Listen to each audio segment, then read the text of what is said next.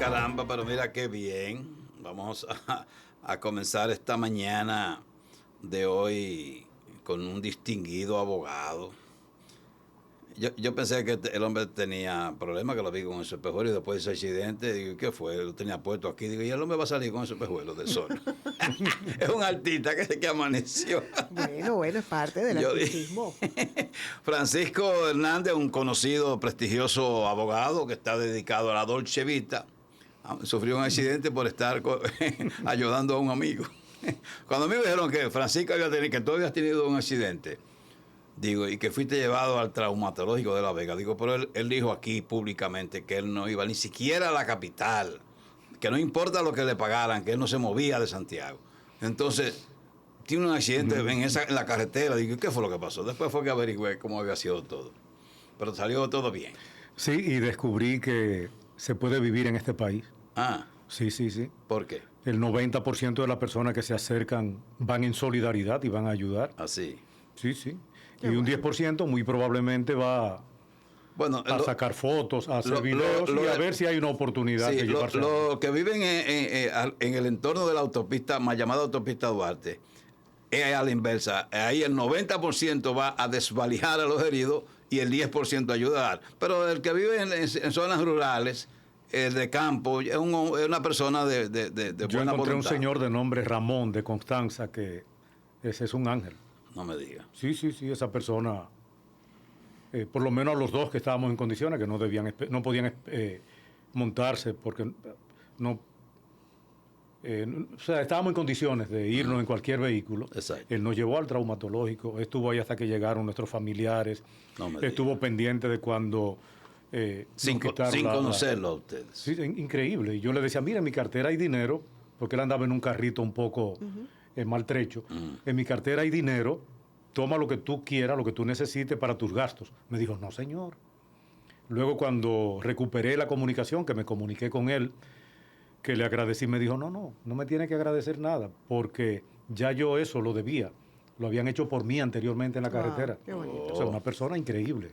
Qué bueno. Y qué bueno resaltarlo, porque esos que se encargan de desvalijar y de robar mercancía en los accidentes de la autopista hacen mucho ruido. Sí, y entonces no permiten que suenen esos otros que están dedicados a las buenas acciones. Hay que ver lo rápido que se improvisó un equipo, que viró el vehículo, que buscaron un pico y con la parte plana del pico forzaron las dos puertas, sacaron las personas que estaban dentro. Fue increíble. O sea, yo ese día viví, ¿verdad?, la negativa, la trágica experiencia de un accidente, pero al mismo tiempo vi esa parte humana que me hace pensar que en este país...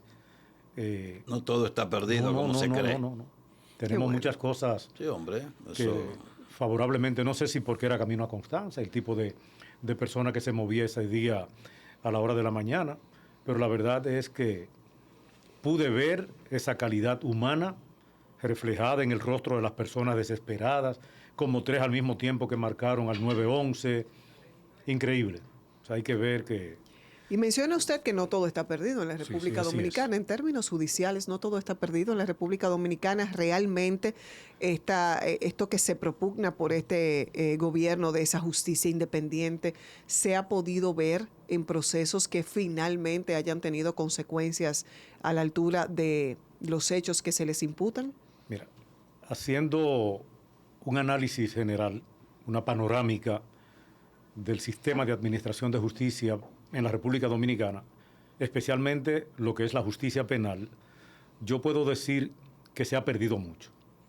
Y se ha perdido mucho porque cuando nos vamos a las cárceles del país hay una sobrepoblación que obedece a dos razones. Primera razón, aquí la prisión preventiva es la regla, no la excepción, como establece la Constitución de la República y como establece uno de los principios fundamentales del Código Procesal Penal. Aquí por todo hay prisión preventiva. Número 2, hay una mora judicial extraordinaria, es decir, hay pocos tribunales, hay muchos procesos penales, hay retraso de los tribunales de primer grado, de las Cortes, de la propia Suprema Corte de Justicia, con las decenas y decenas de recursos de casación que le ingresan diariamente. Y en nuestro país ya sabemos que más del 50% de la población carcelaria es preventiva, es decir, se trata de personas que tienen allí prisión preventiva, pero que su proceso no ha podido superar esa condición procesal, ese estadio procesal que es la de preventivos. Y por otro lado tenemos un Ministerio Público carente de recursos y al mismo tiempo un Ministerio Público troglodita, un Ministerio Público que sale con el mazo pretendiendo que su papel es salir a moler carne humana y negándose a entender que la sociedad está en todas partes, es decir, que un imputado es parte de la sociedad. Y entonces ese Ministerio Público troglodita, tremendista, que inclusive es el primero que va a procurar el efecto de la opinión pública para que la opinión pública entonces se vuelque y se produzca lo que es el populismo judicial, es decir, que los jueces fallen los casos por el efecto que tienen en la opinión pública. Ese Ministerio Público no está cumpliendo con la misión que le establece el artículo 169 de la Constitución de la República, el artículo 170, que son los artículos que establecen cuáles son las funciones que le corresponden.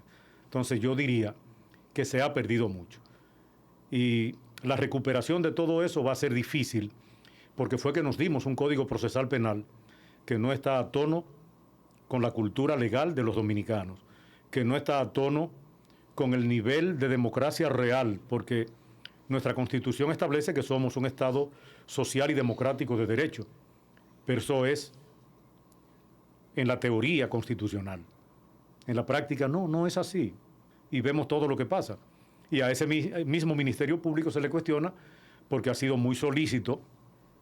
Tiene en este momento 4 grandes procesos abiertos con 133 personas físicas imputadas y con 84 sociedades comerciales o personas jurídicas imputadas, pero todos correspondientes a gobiernos anteriores. Y ya ha habido tiempo de que personas de este gobierno que han sido sindicadas como autores de actos de corrupción, inclusive algunos de los cuales han sido separados de sus funciones, pues que ya se estén viendo la cara con el sistema de administración de justicia penal, para que se vea que esa formulación de un Ministerio Público independiente, no de una justicia independiente, un Ministerio Público independiente es real en la práctica, porque el Ministerio Público está cumpliendo su papel en todos los ámbitos y sin importar de qué partido sea el que haya incurrido en un acto doloso. Ahora, lo principal aquí es lo siguiente. Tenemos un Ministerio Público carente de recursos. Y un Ministerio Público que, aún carente de recursos, con ese troglodismo y ese tremendismo, vive formulando expedientes de miles y miles de páginas, que luego son intratables en la fase de la audiencia preliminar o en la fase de juicio. Y luego las cortes le huyen y alargan muchísimo el momento de fijar las audiencias de apelación, porque allí les llegan cajas con 20,000, con 25,000 copias, con 5,000, con 7,000 pruebas, que lo que hacen es cansar a todo el mundo. Y el juez no puede fallar si no se lee todo eso. Pero imagínese usted, entonces, ¿qué hacen los tribunales? Que empiezan a dar larga, tantos imputados, tantas pruebas, lo que hacen es que retrasan los procesos y al final, ¿qué sucede? Al final sucede que se le pasan los 4 años de duración máxima, se le pasan los... Bueno, si vemos ahora qué tiempo tiene el caso Calamar, o si vemos qué tiempo tiene el caso Antipulpo ahora es que está entrando a juicio. Prácticamente ahora es que está empezando el juicio, que es el caso que involucra a los hermanos del presidente de la República. Pero en ese caso son 27 los imputados, personas físicas, que es el que menos tiene. Ese tiene 27 imputados, de los cuales hay muchos que ya han hecho acuerdo con el Ministerio Público, pero ¿por qué no hicieron ese acuerdo antes? El Ministerio Público vio que existía esa posibilidad, para que esas personas entonces ya no fueran al juicio en esa condición, para que se le conociera un proceso aparte, aplicando un criterio de oportunidad. Pero no, meten 27 personas físicas, 21 sociedades comerciales o personas morales, y ahí está ese proceso prácticamente atascado. ¿Por qué? Porque ahí tiene que haber nada más y nada menos que 48 abogados mínimo, porque cada una de esas personas va a tener un abogado, y algunos van a tener más de uno, porque ahí hay imputados que van a tener más de un abogado. ¿Por qué? Porque un solo abogado no va a poder manejar los miles y miles de documentos que hay que tener a manos, que hay que ir chequeando, y entonces ahí va a haber 2 y 3 abogados para muchos de los imputados, y cuando nos venimos a dar cuenta, en ese solo proceso hay 60 abogados, que vale decir que es el proceso que menos imputados tiene.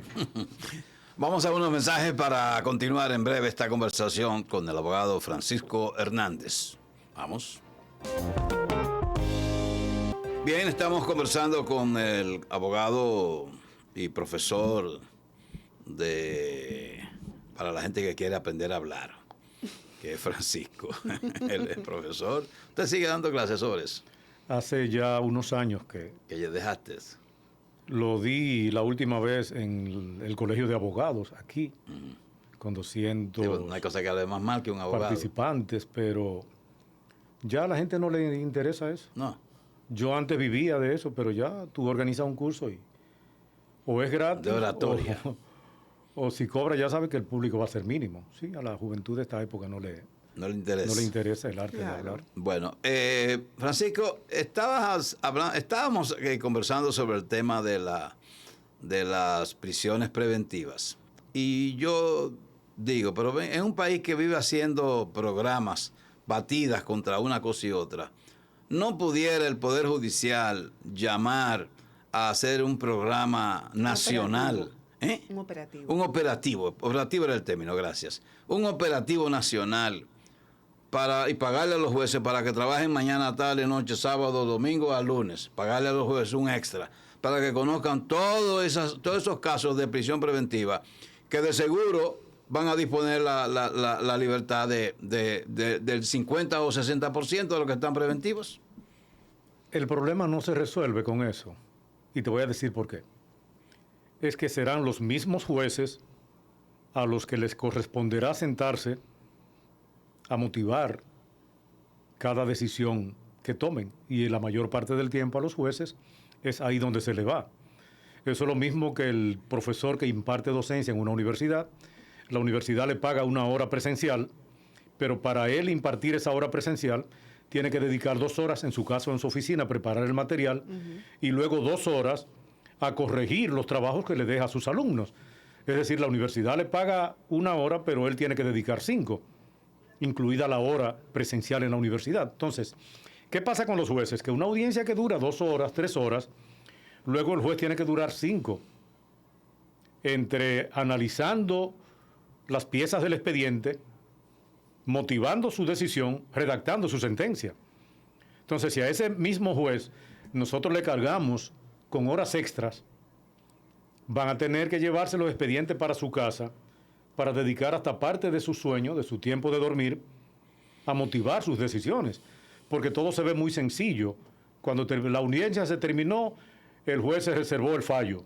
O la audiencia terminó, el juez dio de manera oral la parte dispositiva de su fallo y se reservó para dentro de 2 semanas lo que es ya la parte de la sentencia motivada, inextensa. Pero ahí es donde el juez va a tener que dedicar la mayor parte del tiempo. Entonces, sería cargar demasiado a los tribunales. Entonces, ¿cuál sería la solución? No, la solución es nombrar todos los jueces que se necesitan en la República Dominicana. Bueno. Esa es la solución, pero como la justicia es la cenicienta de los poderes del Estado, porque a ella le llega una mínima parte de lo que es el presupuesto nacional y no genera recursos a partir de sus propios actos, como por ejemplo el Ministerio Público. El Ministerio Público por la vía de las incautaciones, el Ministerio Público por la vía de los sellos, el Ministerio Público por la vía de las solicitudes de ciertos tipos de certificaciones, como la de no antecedentes penales, reúne millones y millones de pesos que también van a su presupuesto. Pero la parte judicial del sistema de administración de justicia, es decir, los tribunales, no pueden generar sus propios recursos como lo hacen otros estamentos, especialmente el Ministerio Público. Y en esas condiciones, entonces, si no se le aumenta el presupuesto, van a tener que seguir haciendo lo que están haciendo. Le voy a poner un ejemplo sencillo. En Sabana Iglesia, en Jánico y en San José de las Matas no hay juez de paz. Es decir, no hay un juez de paz titular. Hay un juez itinerante que va un par de horas a San José de las Matas, que va un par de horas a Jánico y que va un par de horas a Sabana Iglesia. Entonces la pregunta que yo me hago es la siguiente. ¿Puede funcionar así el sistema? Ese juez que conoce 3 audiencias y se reserva el fallo en Jánico, y luego entonces va a San José de la Mata y hace lo mismo, y luego va a Sabana Iglesia y hace lo mismo, ¿va a fallar a tiempo esos 9 casos que se acumuló en un día? Esos 30 casos que acumuló en una semana, no lo va a fallar a tiempo. ¿Por qué? Porque es un juez itinerante y así no puede funcionar. Y así nos vamos a encontrar aquí con los tribunales colegiados del Distrito Judicial de Santiago. Hay un juez que sube hoy, pero ese juez no puede empezar a conocer un caso que vaya a extravasar los límites de su interinidad, porque ese juez está ahí por hoy o está ahí por una semana. Y el caso que llegó ahí, que ya tiene demasiado tiempo, es un caso donde hay 3, 4 imputados y el tribunal va a tener que dedicarle por lo menos 7 fechas diferentes para poder terminarlo. Y entonces un juez que haya subido por una semana o que haya subido a cubrir una licencia o que haya subido a cubrir unas vacaciones o que haya completado un tribunal que no está completo porque hay un juez que ya fue, vamos a decir, sacado de allí, fue trasladado a otro lugar, entonces ese tribunal va a tener que evadir todos los casos que vayan a extravasar en su conocimiento el límite de la interinidad con que uno de los 3 jueces que lo conforman lo está componiendo en ese momento. Entonces, lamentablemente, ese es el grave problema que tenemos. Ahora, ¿cómo se resuelve el problema de la prisión preventiva? Con el hecho de que los jueces de la instrucción, que los jueces de atención permanente, dejen de ser un sello gomígrafo del Ministerio Público. Es que son sello gomígrafo del Ministerio Público. Es que fallan sus casos atendiendo simple y llanamente a situaciones de presión. ¿Pero y por qué? La presión. Porque aquí hay jueces que dicen, yo no voy a poner en juego mi visa americana. Y como no lo van a cuestionar por dar prisión preventiva, como no cuestionan al juez juzgador porque condenó, porque aquí la sociedad lo que anda buscando es condena, es decir, el tremendismo judicial es ese, que siempre haya una condena. Y ese tremendismo judicial, que es el populismo, que es con el que los jueces se mueven para atender la opinión pública, sobre todo estas redes sociales que son tan quisquillosas, que molestan tanto. Entonces, ¿qué hacen los jueces? Que dicen, no, espérate, garantismo procesal. Pero con garantismo procesal yo garantizo mi statu quo, es decir, mi sueldo, mi seguridad social, mi buen seguro médico, mis hijos en los colegios y hasta un policía que me cuida. No, porque la sociedad me va a cuestionar si yo soy garantista. Y aquí hubo una impronta en un momento que creó el Ministerio Público, y es que todos los jueces que le daban una decisión en contra iban a parar al Consejo del Poder Judicial, porque lo sometían disciplinariamente, hasta que este presidente de la Suprema dijo, no. Un momento.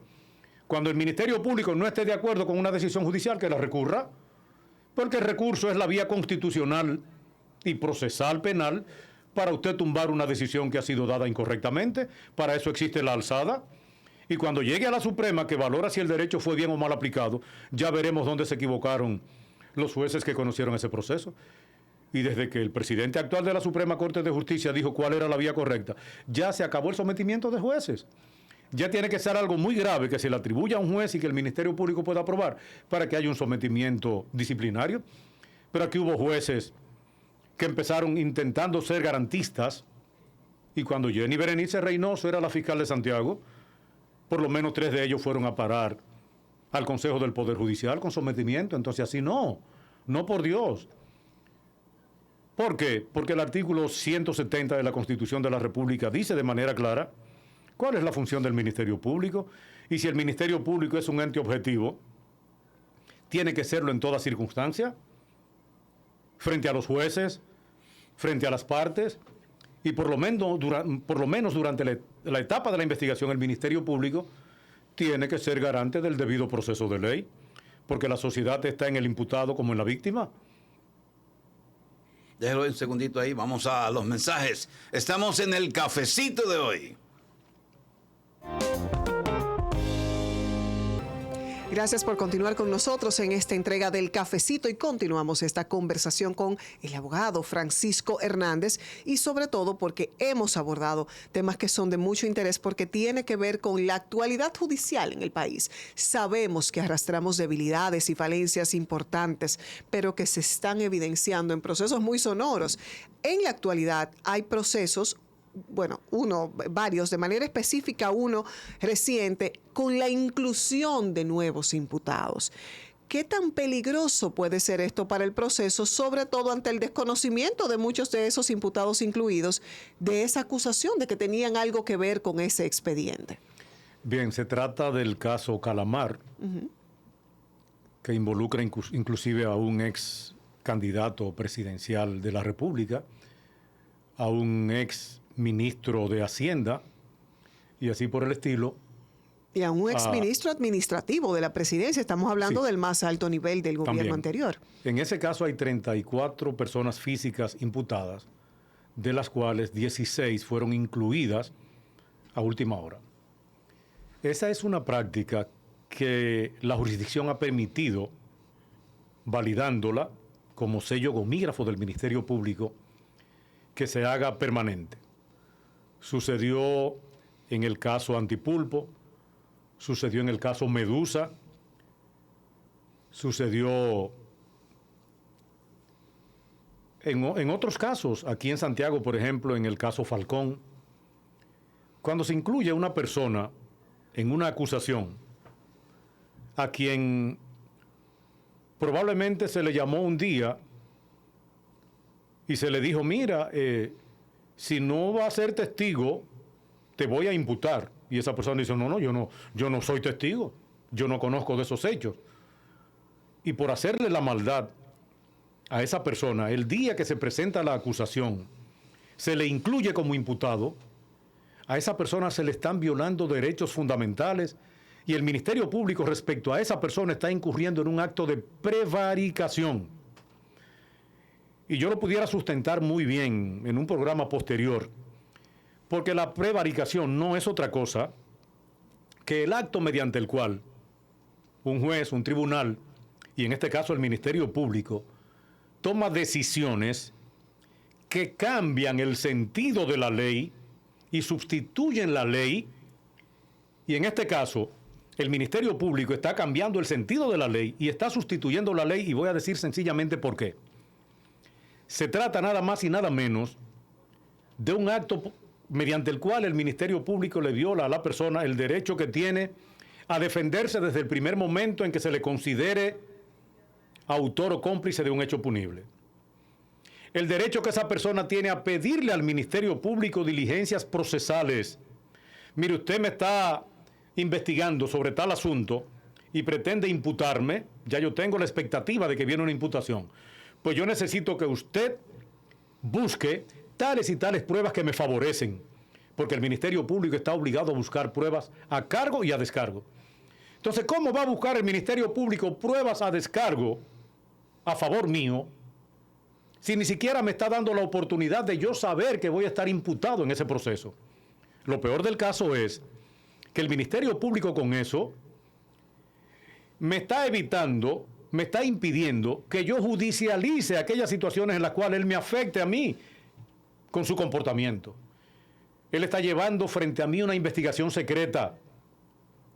No hay otra denominación para esa actividad procesal del Ministerio Público respecto a una persona que se entera a través de los medios de comunicación que está como imputado en un proceso. Entonces no existe Fue ni investigado en secreto y se le negaron todos sus derechos fundamentales. Tú no tuviste la oportunidad como imputado de pedirle al Ministerio Público que sea objetivo, como manda el artículo 170 de la Constitución de la República. Usted tiene que ser objetivo. Y además usted tiene que garantizarme el debido proceso de ley. ¿Y cómo usted me garantiza el debido proceso de ley si me está eliminando una fase del proceso? Es decir, el proceso tiene 4 etapas o 4 fases. La fase inicial o de la investigación preparatoria, la fase intermedia o de la audiencia preliminar, la fase de juicio y la fase de apelación. Pero ya tú me eliminaste la fase de la investigación preparatoria. La fase inicial no existió para mí. Yo no tuve derecho a nada durante ese momento porque tú llevaste a cabo una investigación secreta. Entonces tú estás cometiendo un acto de prevaricación. Pero sobre todo el desconocimiento sobre qué me tengo que defender. Porque evidentemente en meses de investigación y en probablemente todas las decenas y decenas de páginas que tienden a armarse en un expediente, yo como acusada tengo total desconocimiento de qué es que me voy a defender, hasta que me entero poco a poco en los medios y en un expediente. Entonces, ahí tardío. empieza tu oportunidad para defenderte, cuando el caso ya va a la etapa intermedia. Pero era que tú tenías derecho a defenderte desde el momento mismo en que el Ministerio Público consideró tu potencial condición de imputada, tu potencial condición de imputado. Es un acto de prevaricación. Y aquí hay que empezar a someter fiscales y procuradores por prevaricar, porque eso no es lo que establece la ley. La ley establece que hay una etapa inicial en la que yo tengo todos los derechos y garantías, y que el Ministerio Público, de acuerdo al artículo 169 de la Constitución de la República, es garante del debido proceso de ley. Y no me está garantizando el debido proceso de ley durante una etapa que él me eliminó, que es la etapa de la investigación preparatoria. Y con esa actuación el Ministerio Público está prevaricando. Y ese acto es más grave que cualquier otro hecho que pueda cometer un funcionario público. Porque lo está cometiendo un conocedor de la normativa y una persona a quien la Constitución de la República le dice cuál es su papel, artículo 169, artículo 170, y cómo debe manejarse con criterio de objetividad y defendiendo y garantizando el debido proceso de ley. En estos momentos tenemos que pausar, pero continuamos con esta interesante conversación al regreso de la pausa. Y nosotros continuamos ya en esta parte final del cafecito y esta conversación con el abogado Francisco Hernández. Abogado, yo tengo la percepción que más es una realidad. El gobierno del presidente Abinader ha propugnado esta justicia independiente, pero solo ha tocado un estrato de la justicia, que es el Ministerio Público, con las falencias que usted mismo ha mencionado y que ponen en riesgo esta independencia. Sin embargo, el sistema de justicia todavía le falta mucho. En ese sentido, y en estos 2 minutos que nos quedan, ¿qué tan grave es el problema? Bien, lo primero es que en la expresión del presidente de la República se habla de una justicia independiente. Claro, por ley y por mandato de la Constitución, la justicia es independiente. Solo que en gobiernos anteriores sabemos cómo nombraban a los jueces de la Suprema Corte de Justicia, y cuando llega este gobierno se encuentra con una Suprema nombrada a imagen y semejanza de un gobierno anterior. Sin embargo, no podemos ser pesimistas ni podemos ser negativos en ese sentido. Yo no creo que haya nada que atribuirle al Poder Judicial actualmente que implique un comportamiento negativo respecto al criterio de independencia con que se deben manejar. Creo que el PLD no tiene ninguna influencia en el sistema de administración de justicia en la República Dominicana. Ahora, lo que el presidente de la República debió hablar fue de un Ministerio Público Independiente, porque ahí sí él tuvo acceso a nombrar una Procuradora General de la República y la mitad de sus adjuntos, es decir, la mitad de los procuradores que iban a estar ahí, porque el resto lo nombra el Consejo Superior del Ministerio Público. Ahora la pregunta es, ¿tenemos un Ministerio Público realmente independiente? No. Es probable que tengamos un Ministerio Público independiente del PLD, porque ellos supieron reciclarse, independiente del PRM, por lo menos en las instancias bajas. Tú no vas a ver que un dirigente del PRM va a ir a darle orden al fiscal que tenemos aquí en Santiago, que antes sucedía. Pero en términos reales, ¿hay un Ministerio Público independiente? No. ¿Por qué no? Porque aquí tenemos un Ministerio Público que trabaja inclusive bajo la influencia del Departamento de Estado de los Estados Unidos. Estos grandes casos de corrupción han obedecido a la voluntad política del Estado dominicano, de sus principales componentes. No. Y por eso hemos visto que cada vez que ha habido una batida contra la corrupción, van embajadores y van personalidades ligadas a la embajada norteamericana y visitan y le dan un espaldarazo al procurador, a los adjuntos. Incluso a través de sus informes internacionales. Yo te puedo decir, bueno, respecto a los políticos dominicanos, pero respecto al Departamento de Estado, a la embajada americana. Es más, aquí hay fiscales que trabajan para la embajada americana. Bueno, yo lo único que espero es que no reciban un sueldo, porque entonces ya estarían cometiendo un ilícito penal, estarían violando la Constitución de la República y entonces estarían cometiendo lo que es una traición a la patria. a veces las facilidades son mejores que un sueldo. Pero bueno, en esta vez se nos ha acabado el tiempo, porque cuando se habla de temas interesantes y con personas que conocen de forma vasta estos temas, pues se va rapidísimo. Pero agradecemos al señor Francisco Hernández, que ha estado con nosotros en este cafecito de hoy, excusando a Jaime Tomás, que tuvo que retirarse por sus labores propias de la Junta Electoral de Santiago, previo al proceso del próximo domingo. Pero ustedes las gracias por sintonizarnos, invitándoles a continuar con Teleuniverso. Bendiciones. Gracias.